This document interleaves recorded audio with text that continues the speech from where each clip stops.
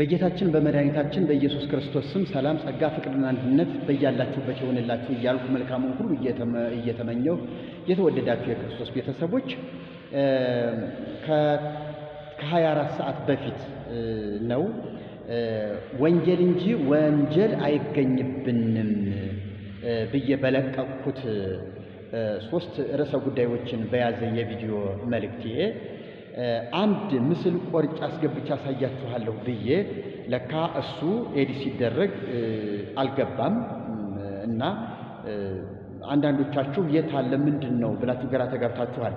ስለዚህ ከይቅርታ ጋር ከልቤ ከይቅርታ ጋር ያንን ድሌት አድርጌ እንደገና ይሄንን አስገብቼ እንደ አዲስ መልቀቅ አልፈለኩም። ያ እንዳለ ባለበት ይታይ። ነገር ግን ምንድነው ላላችሁ ሰዎች ከዚያ ቀጥሎ ይሄንን አከታትዬ ለቀቄላችኋለሁኝ 3-4 ደቂቃ የሚፈጅ ነው። ተከታተሉት። ቤተክርስቲያኒቱ ምን ያህል ፕሮቴስታንቱንም ሆነ ተሐድሶን ኢሉሚናቲ ብላ እንደምትሳደብ አስነዋሪና አሳፋሪ ስድብ ለኛ እንደሰጠችንና ነገር ቆስቋሿ ሽብር ፈጣሪዋ ጦርነት ቀስቃሿ ማን እንደሆነች የትኛዋ ተቋም እንደሆነች እንድትገነዘቡልኝ ነው የምፈልገው። ክብር ለእግዚአብሔር ይሁን። እኛ ስድቡ መጸጋ ተቀብለን የምንኖር ሰዎች ነበርን። ግን ራሷ ተሳድባ ራሷ ደግሞ ከሳሽ ሆና ክብሬ ተነካ ብላ ወደ ሕግ የሄደች ቤተክርስቲያን ስለሆነች እውነት እንዲህ ያልን እኛ ነን ወይ ለማለት ነው። ይህንን ፕሮግራም ደግሞ ለሌሎች እያከፋፈላችሁ ሼር እያደረጋችሁ እንድታሳዩ መልእክቴ ነው። እግዚአብሔር ይባርካችሁ። በቀጣይ ልዩ ፕሮግራም ደግሞ እንደገና እስክመጣ ደህና ሁኑልኝ። ቤተክርስቲያኒቱ ምን ትላለች መሰላችሁ? ምናልባት በሚቀጥለው ጉዳይም ይዤው ልቀርብ እችላለሁ። ራሷ ደብድባ ራሷ ገድላ ራሷ እያሳደደች አንመካም በጉልበታችን እግዚአብሔር ነው የኛ ኃይላችን እያለች ትዘምራለችና እንደው የድራማ ቤተክርስቲያን መሆኗንም እንድትገነዘቡልኝ ነው። እግዚአብሔር ይባርካችሁ፣ ጸጋ ይብዛላችሁ፣ ሰላም ሁኑልኝ። ታድሶ ዋና ተጠሪነቱ ለኢሉሚናቲ ነው። ሰው ይሄ ያልገባውም አሁን ይሄን ብንናገርም የሚሰማንም አሁን አንዳንዱ ግራ ነው የሚገባው። ታድሶ ገና ሲጀምር ምንድነው የሚለው? ዮሐንስ ራዕይ ምዕራፍ 17 ቁጥር 7 ላይ ይሄ አነነግረክሙ ምስጢረ ለዝክቶ አርዌ ምድር የሚለው ላይ እኔ ያወሬውን ምስጢር እነግርሃለሁ ብሎ ስለ ሴቷ ክፋት ሲነግረን ዮሐንስ ምን ያለ በራእይ ያየ ነው። ዮሐንስ ያለውን መከራና ስቃይ ካየ በኋላ ተጨንቆ ነበርና አትፍራ አትጨነቅ ያወሬውን ምስጢር እነግርሃለሁ ይላል። ማን? የእግዚአብሔር መልአክ። እና የእግዚአብሔር መልአክ ስለ ሴቲቱ ለዮሐንስ እየነገረው ይመጣና ሴቲቱ አለው በኢየሱስ ምስክሮች ደም ሰክራ አየዋት ይላል።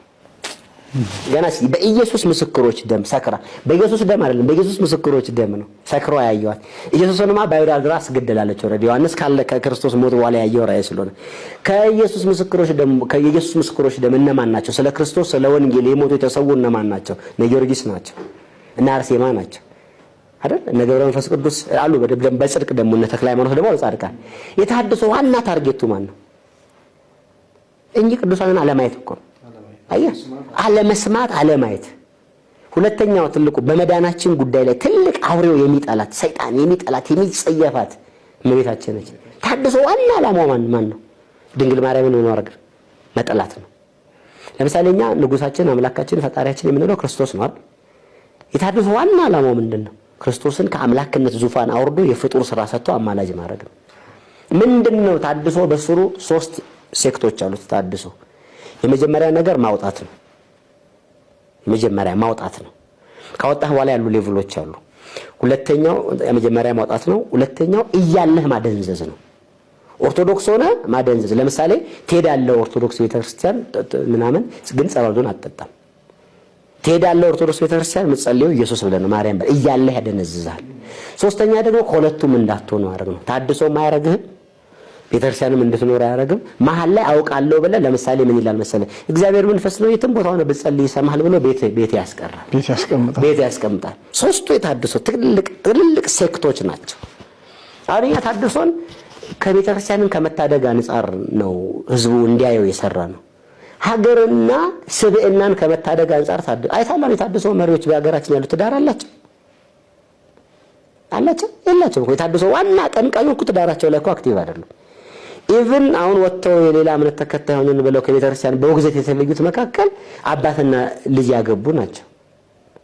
አሁን አጋጣሚ አይደለም ዴሊብሬትሊ የተሰራ ስራ ነው እና አንዱ የታድሶ ክንፍ ነው ይሄ የታድሶ ክንፍ ከሃይማኖት አስኮብ ላይ ነው ሁለተኛው ሴክት በአለም መድረክ ላይ ያለው ነው የዚህ የኢሉሚናቲ ሰይጣኑ መንፈስ በአለም መድረክ ላይ ያለው ነው በአለም መድረክ ላይ ያለው ምንድነው እያዘፈነ ያስቀርሃል እያስቃመ ያስቀርሃል እያሰከረ ያስቀርሃል እያጠጣ ያስቀርሃል በዛ ስፍራ ላይ በቃ እያጠጣ እያሰከረ አንተን ከጥቅም ውጭ እንድትሆን ማድረግ ነው አሁን ታድሶቹ ኦርቶዶክስ ቤተክርስቲያን ይመጣሉ እንጂ ሙዚቃ ቤት አይሄዱ ምክንያቱም መደባቸው ቤተክርስቲያን ላይ ነው ሳይን ያገኘው ነው ታድሶቹ ጭፈራ ቤት ገብተው እዛ ውስጥ ያሉትን ሰዎች ለኢየሱስ አስገቡ ሲባል ሰምተህ ታውቃለህ ግን የእንትን ሰንበት ትምህርት ቤት አባላትን ሙሉ ለሙሉ ወሰዷቸው ሲባል ሰምተሃል አየህ ምድብ ነው የምድብ ጉዳይ ነው ገብቷል ይሄ ነው የምድብ ስምሪቱ ነው ገብቷል ያኛው የተመደቡበት መንገድ ነው ስለዚህ